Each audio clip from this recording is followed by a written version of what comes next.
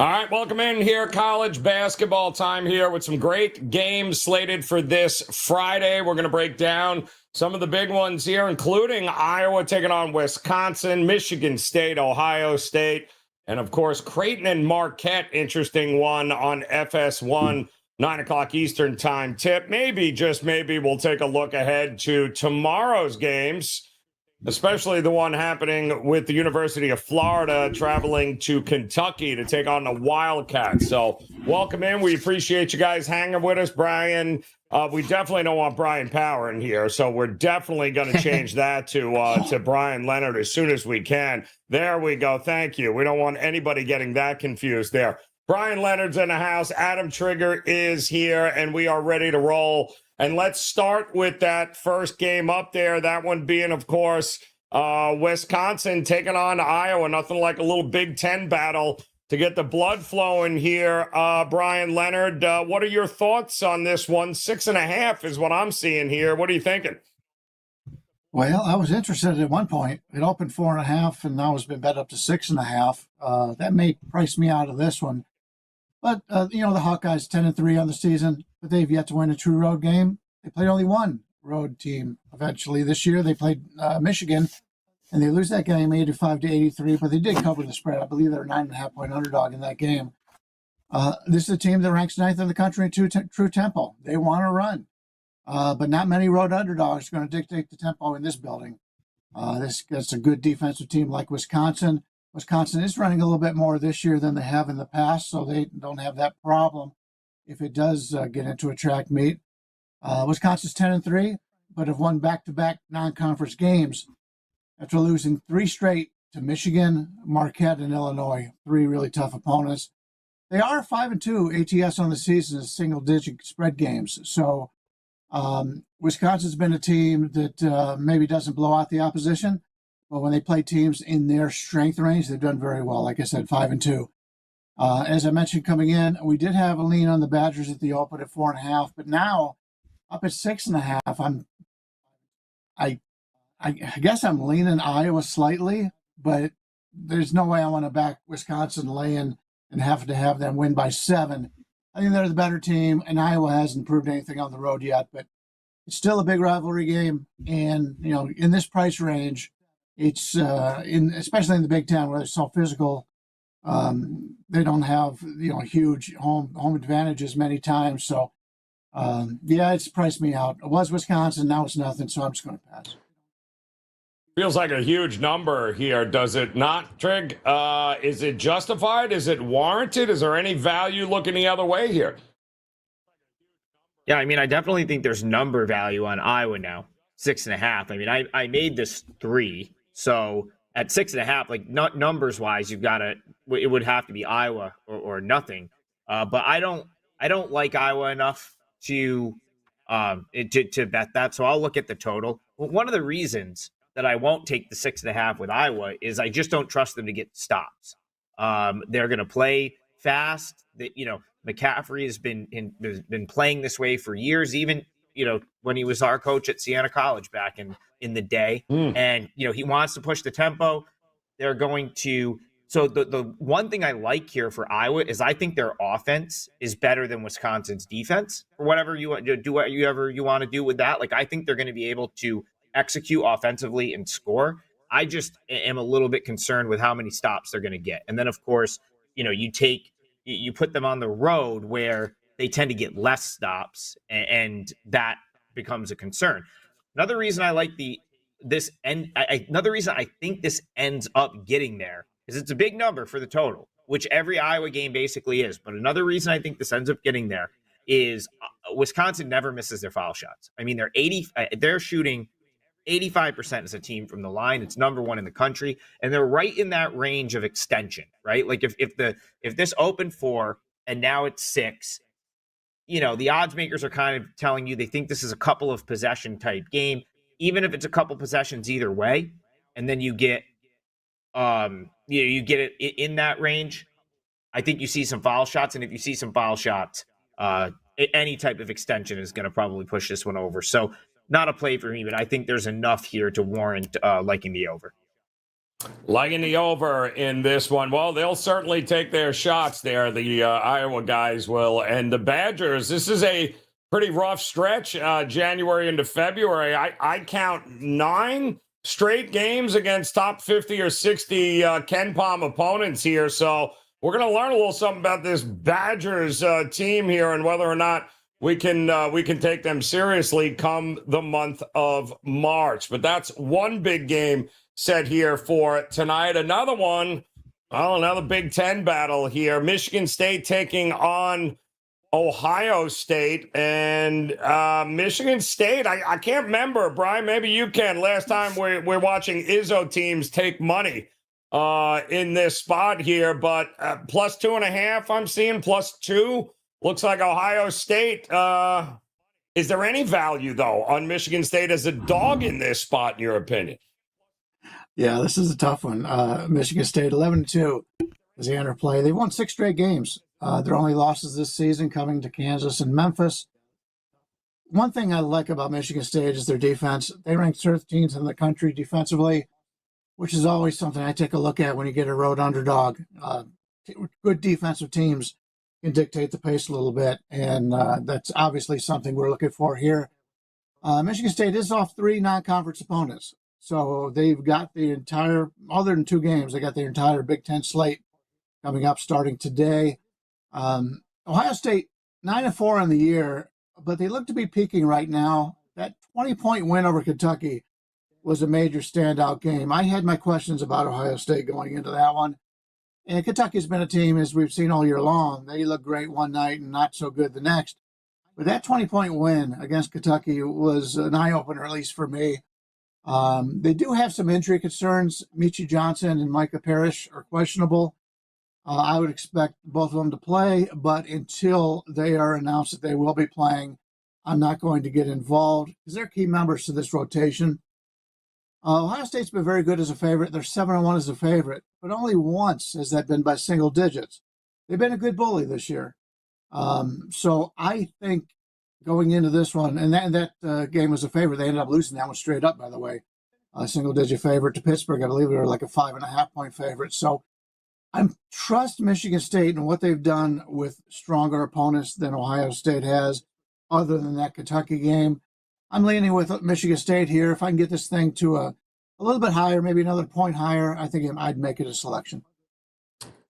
So, Trig, I think the reason why we're even looking at plus money for Michigan State is because they haven't exactly shot the ball well this year. They certainly can't shoot from 3, and it feels like I just can't see them continuing to be a 29, 30% shooting team from 3. It's just, I think the expectation is the shooting will come around, and if it does, well, look out here.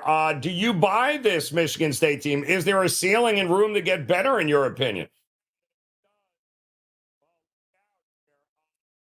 Oh, this is where he gets muted, and we have to read lips, Brian. This is how it works. Oh, there it is. All right, we're back. All right, I'm back.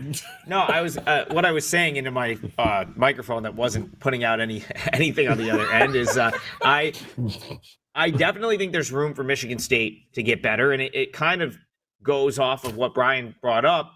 They're really, really good defensively, and it's not that they can't score; it's just that they don't hit the outside shot. So their field goal percentage inside in the paint isn't terrible. It's the outside shot that's killed them. But the fact that they're as good as they are defensively, to answer your question, makes me think that there's definitely room for improvement. Now, there's probably some room for improvement on the Ohio State side too, but I've got some concerns with the personnel, right now. Like, so I heard Michi Johnson he was away from the team for personal reasons. So I heard injured, then I heard away from the team from personal reasons. I don't know what the deal is there. It's notable that they played really good against Kentucky without him. I remember a player the last couple of years we had in Syracuse named Benny Williams, who was supposed to be this awesome player for Cuse. And every time he left the team, Syracuse played better. He was kind of a cancer in the locker room. He's somewhere else now. I forget where. Somewhere in like one of the Florida schools, I think. But the point is, who knows if that's a little bit addition by subtraction. Certainly, you Michi Johnson, you want a player of his caliber available. You got Aaron Bradshaw back a couple games ago. That's pretty important. So that's a plus. I think Brian said Parrish didn't play against Indiana State. I don't know if I would want to, I would want Ohio State with him out. So I kind of lean Michigan State as well. I made Michigan State a 1-point favorite here. So the fact that you can catch a possession seems to make sense. I would watch obviously, like if some of those guys are out, then I think you're definitely on the right side taking Michigan State plus the points. And even if they're like, let's say Johnson for some reason got announced in and suddenly this went to 3 or 3.5, I'd actually think I'd still be willing to take Michigan State at the better number because I'm not sure he warrants a line move like that, especially after seeing after seeing Ohio State play against Kentucky. So based on my numbers, I guess I like Michigan State, but I'll be far away from this one. Just too much unknown here for me. Yeah, it's going to be interesting here, too. Going to be interesting to see the level of defense we get. And is there any negative shooting regression coming to Ohio State's way because their numbers seem to be a little bit unsustainable here? But that's another Big Ten matchup that should be a fun one tonight.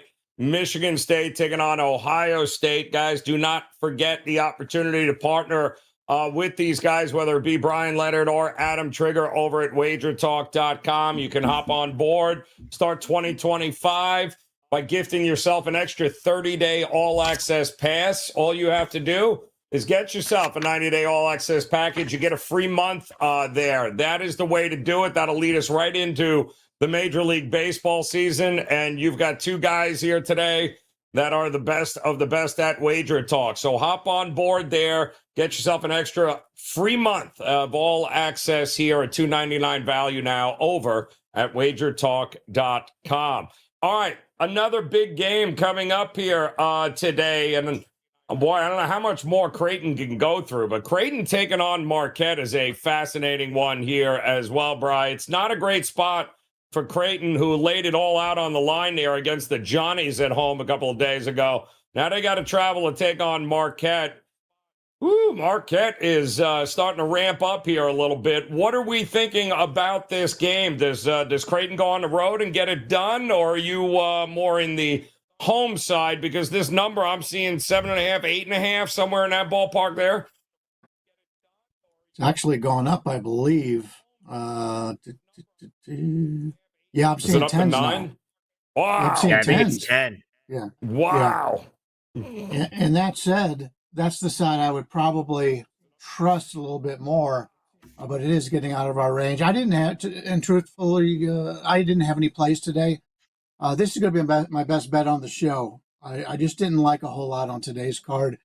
Most of these games are in conferences that Trig follows. So I trust his opinion on these games a little bit more than mine because he goes to them and he follows them very well. And that's a big bonus to all of us because we got a handicapper that does that. We've got a few handicappers that travel around and do that. And we can take advantage of that by his expertise. But yeah, Creighton and Marquette. Creighton enters play at 9-5, but they've yet to win a game on the road. They've had just two true road games, Alabama and Georgetown. Blue Jays have been great at home.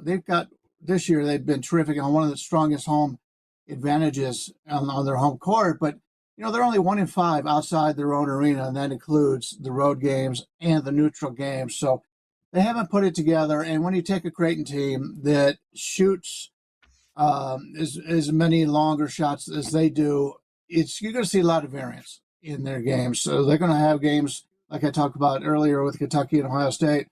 You're going to find those games on Creighton's schedule at the end of the year. They're going to get blown out in games that they weren't expected to, and they're going to have some impressive wins.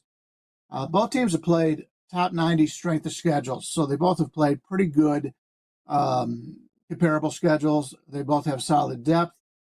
Cam Jones has been terrific for Marquette. He's got an 8.86 Bayesian power rating, and that's one of the best in the nation. He's been terrific for him. Great playmaker and scorer. Golden Eagles 12-2 on the season. The losses coming on the road at Iowa State and Dayton. Iowa State's a very good team. Dayton just happened to shoot the lights out that night. And while the number looks a bit high, and it's going up, as we said, going up to 10, I think that's there for a reason. Until Creighton can play consistent ball away from home, I can't trust them here. I think this is one of those games that Marquette as the game goes on in the second half, uses some free throw shooting, uses some good defense, and gets over this number of 10. Not a huge play for me, obviously, because I didn't give it to clients. It's only a free play. But on the card today, out of any of them, that would be my best play. It's a good game here. One that is interesting because listen, the reality is Creighton's got, their big 2 or 3 guys there, Trig, and that's about it. I'm not seeing a lot of depth on this team. Not like Marquette, who feels like they can go down that line and get a lot of production from a lot of different guys here, a lot of different ways to beat you. I mean, at some point, Creighton may feel the lack of depth. I don't know if this is the game, though. It seems like the market thinks they don't bother getting on the plane. I don't know. Do they have a shot here against Marquette? This is a big number. Yeah, well, Creighton always has a shot because they're going to just jack up threes. They're either going to lose. They could lose this game by 50, or they could be in it because they're going to just take threes.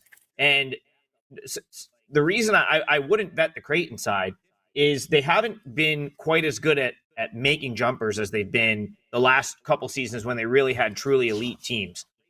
They definitely miss Pop Isaacs, who's probably done for the year. Kalkbrenner's still a great player, very good rim defender. He can score in the paint, but really all Creighton is a lot of three, like a high volume jump shooting team. But if you look at Creighton the last 2 years relative to this year, their jump shooting numbers were better the last couple of years than they were this year. So I would be weary of them getting just run off the floor by an elite team. Marquette is an elite team. Their guards are going to do whatever they want in this game. Cam Jones will probably have 20 plus. They're going to get a lot of points from their guards. If Creighton's bombs away and they're hitting their threes, they'll be in it. If they're not, it's going to get ugly. That's how I see it. So I don't know if I want to bet that. I don't know if I want to have a bet on that and have to worry about Creighton catching fire from 3. But if they don't, it's hard to believe that Marquette doesn't win this by double digits. So no play for me. That's kind of my thoughts. Going to be interesting too, Trig, because I'm wondering, has that total gone up, Brian Leonard? Have you seen the number rise as the line increased, or is the total gone down in this one? I see it opened at 147, and now I see it 146 is up to 147. It's down slightly. All right.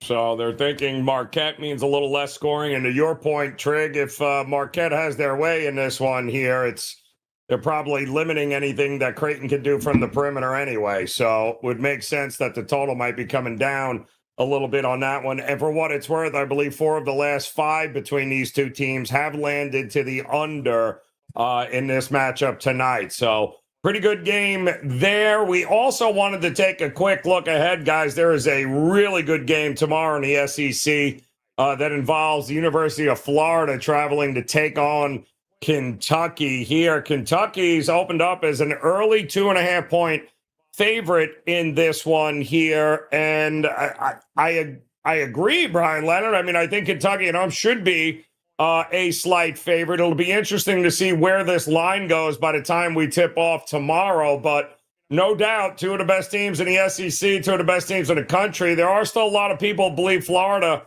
maybe just a tad overrated at this point. Are you in that camp? I like Florida. I think they're a very good team. But, yeah, they've only played one true road game. They won at Florida State, 87-74. This is a long way to go in the season, only playing one road game. They did have a few neutral site games. They beat Wake Forest, Wichita State, Arizona State, and North Carolina. So they just have to show it. In fact, if you take a look at so far this season by the Evan Maya numbers, average opponent strength rating, Florida's 165, Kentucky's 97. So Kentucky's played the tougher schedule. Kentucky has one of the better home advantages. Evan Maya gives them a 4.75 home advantage, and most people have less than 4. So he likes their home advantage here. I've always wondered, and I used to have season tickets for UNLV out here in Cleveland State and Akron when I lived back in Ohio. The advantages of the home teams on Saturdays, because a lot of times you play day games on Saturdays. the kids, either they're hungover or they're not showing up for the day games or they're there for the night games. I've always thought, and if there's anybody out there that has the stats on this that could put it into our notes, how home teams do on Saturdays compared to the rest of the week, that would be a help. But Florida hasn't played that tough a schedule yet, but they are 13-0. Give them credit for what they've done. Both teams like to run. True tempo, Florida 45, Kentucky 24. Florida's number 7 defensive rank, Kentucky number 10 offensive rank. I have this game being very close in this one. I'm not going to be involved in it, but I want to see how Florida plays on a really tough home court here against Kentucky. And if Florida could get out of this with a win, maybe they're real. Trig, you and I talked about Florida earlier in the year, and we weren't all that impressed because they really hadn't played anybody at this point. They certainly have some shooting. There was a lot of off-court issues with their coach goal and everything else about what was going on, but they have banded together. I mean, the numbers are there. Are you a believer in them? It's a tough place to go on the road and win a game. Oh yeah. Now, if you talk to me at any point in this season, I've been pretty pro Florida all the way. So I think we did the show prior to the North Carolina game. I said they would win that game easily. They didn't win easily, but they still won and they still covered. Same thing with Arizona State. Thought they would run them off the floor. It's not Florida's fault that like certain teams, like I don't think when they put this schedule together, they didn't think they were playing a good schedule, right? Like Wake Forest just didn't pan out. Virginia lost their coach. Florida State is down from what they've been in years past. South Florida, this team they opened the season with was great last year. Their coach passes away before the season and they lose a lot of players. So it's like you can only, it is what it is. Like some of these teams just didn't pan out, but they're still dominating that. I mean, some of the results, like just dominated Wichita State, destroyed Virginia, Arizona State, no problem. North Florida is a decent small to mid-major team. Like that's a team that went out and I want to say they knocked off South Carolina, and there was another good team they beat to start the year, and they beat them by 40. Like so to save Florida is to use their record as a way to like almost like make a case against them. I disagree with that. Now I do agree with what Brian said. Certain atmospheres, like I don't think you're going to have a problem getting Rupp Arena up for an 11 a.m. game. I've been to Syracuse games at noon where the whole student section is empty because it's kind of a pain in the ass to get down to the dome. And he's right. They're like hungover or still in bed. But Lexington's different. I think they're going to be full force for this game. So they deserve their marks for home court. But I think Florida's the better of these two teams. Now, do I want to play into the potential like home court barrage spot from Kentucky? I don't know. I'm not super scared of it. Like I still think Florida is superior to Kentucky right now. I mean, we just talked about Ohio State. Kentucky really shouldn't be getting blasted by Ohio State. Like that's not a great Ohio State team. They struggled with Colgate a couple weeks ago. That's a terrible Colgate team this year. Yeah. So, they've got that nice comeback win over Gonzaga. The win over Duke. Like there's some really like bright spots for Kentucky. But from a consistency standpoint, I think Florida's been the far better team this year in all facets. So it would be Florida or nothing for me here. And I actually make them a favorite. So I'm kind of surprised to see them getting a couple. One I guess I'll have to think about for tomorrow. It's going to be a fascinating game, no doubt. With the Gators, we'll learn a little something here about the Mark Pope Kentucky Wildcats at home. I think that's pretty much the game of the day, and we got some great ones coming up tomorrow. And Brian, I know you mentioned no best bets in college hoops here tonight. You talked about that Marquette Creighton game. What else do you have going on though here at WagerTalk.com for the folks? Yeah, I've got two plays up in hockey right now. 10-1 run in the NHL. Number 1 for the last week. Number 1 for the last 3. Number 3 for the last 30. Number 1 lifetime in NHL net profit. I was talking to Andrew. I do the hockey show with Andrew, and Andrew is on one of those runs. And I just talked to him last week, and I said, I've gone a whole season without getting on one of these runs. And Well, as soon as I said it, it happened. So if you're looking to Yep. play some hockey, get it right now. Like I said, 10-1 run. We've been winning in everything lately, but I'm limiting my plays in the other sports because we're on such a good hockey run right now. So yeah, everything's coming up. And you mentioned that by 3 months to get the next month free. That next month is April.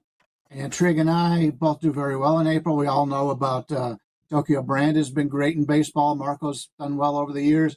Got a lot of good baseball handicappers. You can get that first month for free if you join us for the next 3 months. It's a great deal, and I would recommend that. My best bet, as I mentioned, was the Marquette, and I'll save you some time, and we'll go back to you and see what else Trig's got here. Well, Trig, there's 11 games here tonight. 9 of them are in his backyard, and he's got plays on 8 of them. I'm only kidding. Yes, Sienna is playing. The chat room knows it. We know it here, Trig. But as far as a best bet goes here for the show, was there a game that you were leaning towards one way or the other? Yeah, so I mean, I'll answer questions on any of the small schools if anyone has them. For a best bet, I'll highlight what a lot of people would consider the other sort of like big game, just because it's in the 9 p.m. ESPN2 slot.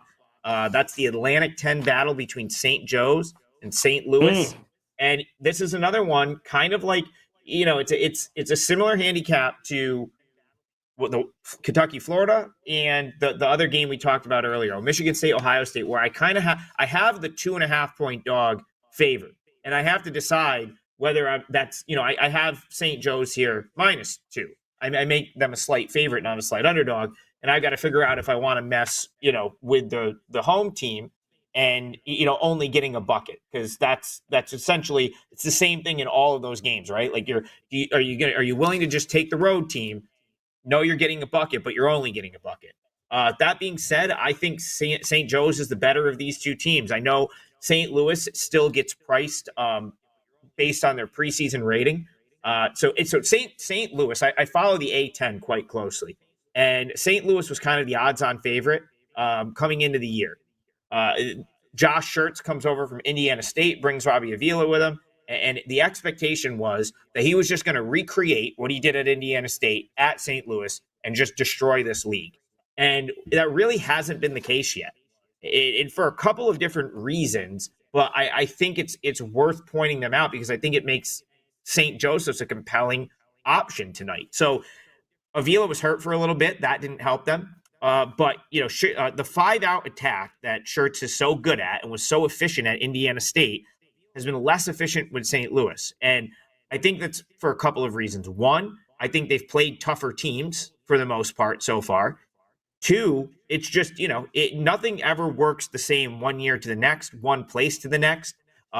It just, for whatever reason, their offense is not as tight as it was last year when Schertz was at Indiana State. They turned the ball over. It's just not as crisp. And the other thing that really makes me think St. Louis might be in trouble here, they're very soft defensively. Outside the top 200 in most metrics defensively, and you just can't do that against this St. Joe's team with these guards, with the Eric Reynolds of the world, that if you're going to play off him, he's going to go for 30, like pretty much on a given every night. Like, he's that good. And then Xavier Brown comes back for St. Joe's in the UMass game. He had missed a couple games, so that's huge to get him back. So they've got 3 guards that can score, and Rasheer Fleming's been huge for them, because that was my concern going into the season with St. Joe's, another team that I thought was in the mix in this league. My concern was, do they have anything inside? Is it all guard play, or is it just going to be all the guards and nothing on inside, and the defense being an issue? And Fleming has completely kind of held that down, the ability to score inside and then, defend the paint. He's kind of answered that question. This team, the St. Joe's team, is actually, but the numbers love them on defense. I think if you watch them, you don't get that, but like the metrics suggest that they're a very good defensive team. And I went back and looked, and they've actually improved defensively the last 2 years. So it took a big step forward last year from the year before in terms of their defense. I was worried that when they lost Essendoko to Providence, that might not be the case this year. They've arguably been better. So I think you have a good, scrappy team that really will defend. and has guards that can score. And that does not sound like something that's going to bode well for St. Louis. So I like St. Joe's here. It's 2 right now. I didn't play this. I want to. It's on my very short list for Friday, but we'll use that as a best bet for a show. I won't be surprised if St. Joseph's, man, it's tough breaking down games when both teams are Saint. I won't be surprised if St. Joe's goes on the road and gets a win here. Yes, I like the name. I'll go with St. Joe's. Also, Avia has been dealing with a lot of injuries this year, too. Missed a whole bunch of games early. So, and we came to learn rather quickly, they didn't have a whole heck of a lot outside of him. So it's kind of a work in progress with the Billikens. But you're right, Trig. Everyone thought they were just going to run rampant here, but it's just not.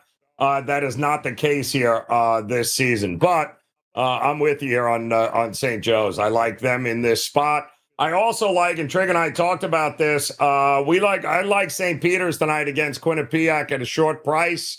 Quinnipiac, and Trig will nod his head here, I'm sure. What's the word I'm looking? Oh, suck, Trig. That's the word I'm looking for.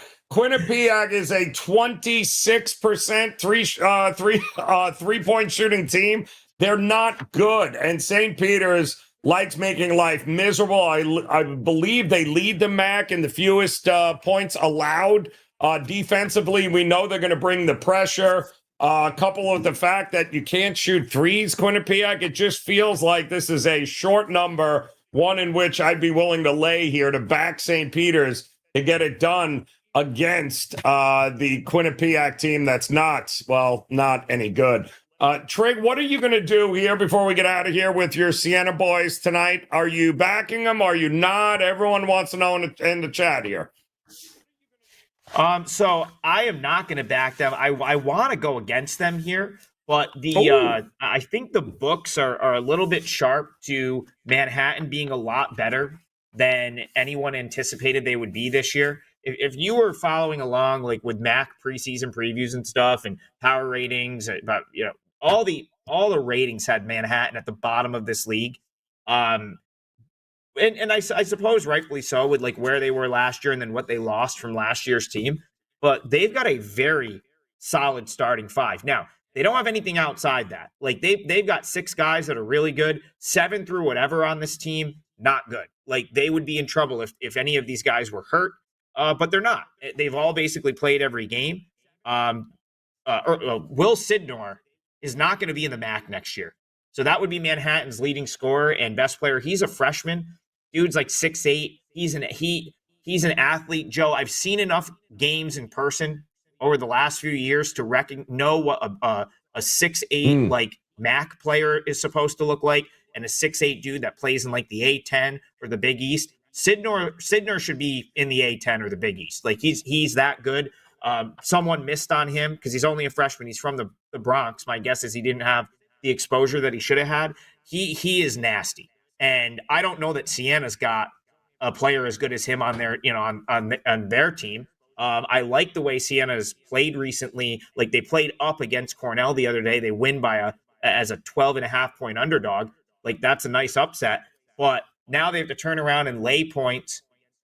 Manhattan starting 5 is really good. And the problem for Sienna here is they either go back to playing super slow like they did against Niagara, Canisius, and St. Bonaventure and get into half court, which won't really expose Manhattan because, as I said, they want to play with like 6 guys. They don't want to go deep into a rotation. But Manhattan's metrics are better when they play fast. So if Sienna sort of goes back to the faster pace that they've played the last couple games, then you're kind of letting Manhattan get up and down the floor, specifically Sidnor just beating you down the floor, getting to the rim, getting to the foul line. It's a kind of a tricky matchup for Sienna. So I would have loved to get like 6 here because that's what I thought it was going to be. I thought it was going to be like Manhattan plus 5.5 or 6, and I would have been all over this for a best bet. 3.5 feels to me like the odds makers know this. Like they're tuned in and they know how good Manhattan is. And for that reason, I've got to pass. But Manhattan or nothing for me. I think this could be a really good game. Brian, what does the cat think? Is the cat in agreement with Trig for the no? He's finally shut up, so I'm not going to bother him. I love it. Well, there you got it here, guys. It should be a great slate of games coming up all weekend long here in college hoops. And one other game we didn't mention as an honorable mention, we'll throw it out there quick, is Xavier on the road against Georgetown. Georgetown 9-1 straight up this year at home, but the strength of schedule between these two teams, Brian Leonard, is night and day. And then a pick'em price. I mean, you got it. And I believe what Georgetown's leading guy is, Jaden Epps, I believe. He's the leading scorer. He is questionable here, but it's still minus one there. I mean, they're actually a favorite at home here. How much does strength of schedule play into the point as we get ready for, conference play now here? I mean, does it matter to you? Does it not? Or are we still going to find out here with a team like Georgetown? Yeah, you have to take a look at opponent strength ranking. Xavier 115, Georgetown 193. This far into the season, Georgetown's look great. I've made money on Georgetown this year. They've been good to me. But you're right. They haven't played the schedule that Xavier has. And until you get more of a competing power rating against opponents, it's really hard to take into account everything. Defensive ranks are both very good defensively, 55 for Xavier, 61 for Georgetown. But the big difference is Xavier could score. They're 24th in the nation in offensive rank, while Georgetown's 100. Georgetown's looked very good. I cannot say a bad thing about Georgetown, but it's a situation for me where I need to see a little bit more out of them. For Xavier, Zach Fremantle, who played 11 games, is out for the season now, and he was pretty good. He had a 5.92, which was leading the team in the Bayesian power rating. So they're going to be without him, and that's going to be a big differential. And Trey Green is played 9 games for him. He's questionable. He's more of a depth situation. So for me, I like this Georgetown team, but I'm not willing to lay the price here. Yeah, I mean, I'm seeing Jaden Epps a game-time decision here, Trig. Listen, we talked about this Georgetown team early on in the season. We thought it's a process, right, with Cooley. We thought it's going to take him a little while to get it going.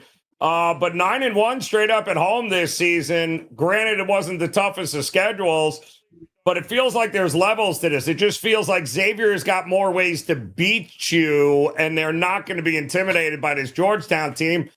It seems like a pick'em price, but should it really be a pick'em here? Are you high on this Georgetown team? I'm not high on them. I guess I like them when they're undervalued, because it's like, it's easy to undervalue them in the market based on what they've been the past couple of years. That being said, like I don't know I want Xavier here either. This is like I probably have as little of an opinion on this one as any of the games tonight. So I won't ramble any further. If there's another one someone asked about, happy to talk about it. But this was a pretty easy pass for me. Well, I keep getting asked about Marist, so I'm throwing that one to you, and then we'll get out of here. So are you backing Marist here tonight in this one? I'm not. I like Iona in this matchup. I think you have a perfect example of a team that is due some negative regression against a team that's due a ton of positive regression. And that would be Marist due the negative regression, the positive regression on Iona, who's been a little banged up, to start the year. They just got Christian Winborn back, so that's going to help them. I talked about this a little bit on one of the shows last week when Marist was playing Binghamton, that I thought they were getting overvalued, and they were actually trailing at halftime, turned around and just destroyed Binghamton in the second half. I think they're going to struggle with Iona's athleticism here, their ability to, just to play. Like Tobin Anderson wants to play the entire length of the court. He presses as much as any coach in the country, and now they finally are starting to get the personnel to do that. So I think Iona, reluctantly, earlier in the show, I said, all these MAC teams are. I think I said that off air to you when you were asking me about St. Peter's. I was like, Quinnipiac's just not very good. None of these MAC teams are very good. I think the one that probably emerges is Iona. They just have the most. They have the most talent. Tobin Anderson, we know he's a good coach. He found a way to beat Purdue with a team called Fairleigh Dickinson. So we know that guy can coach. And I think he's going to get it figured out with this team, and he probably wins the MAC. So I'm Iona, I'm high on going forward. Marist, I think, takes a step back at some point. So that's what I'll look at tonight. I like the Gales.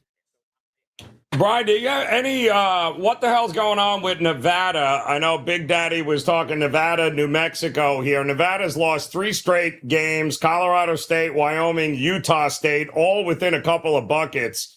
And yet New Mexico has seemed to have figured it out here with wins over Fresno, Colorado State, VCU, and whatever that Western New Mexico team is. I think it's Sisters of the Poor. So what's going on here with Nevada? Not the same kind of team that they had just a year ago for Alfred, huh?